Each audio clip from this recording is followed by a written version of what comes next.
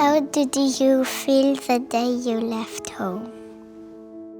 You answer first.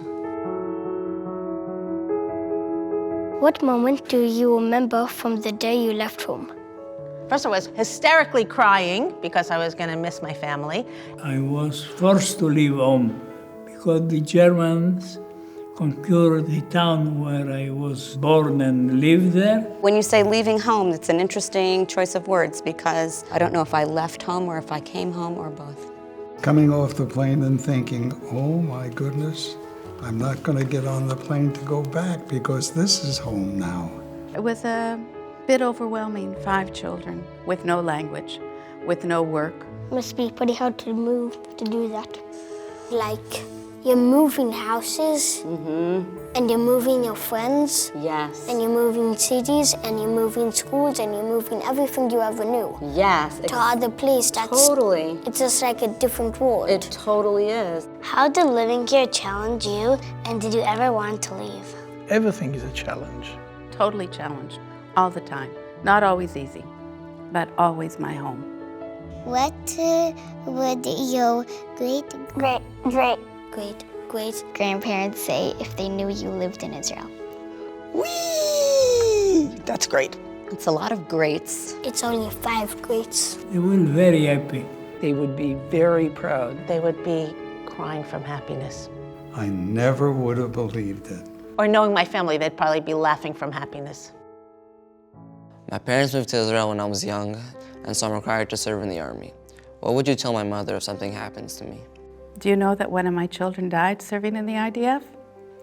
My son Daniel went in Nablus and Shechem to arrest terrorists that they knew were in the building.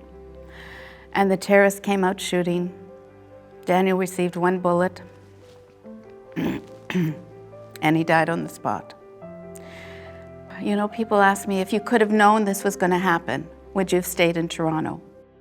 Oh, a mother would do anything, anything, anything, anything.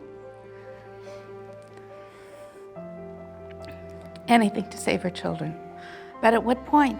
Who knows? Do you know, like, is it that when he signed on his 5th year in the army, is that, should I have grabbed him by the shoulders and said, Daniel, don't. I don't know what I would tell your mother. I would give her an enormous, enormous hug. I would try and be there to comfort her. Rafi, tell me, are you worried?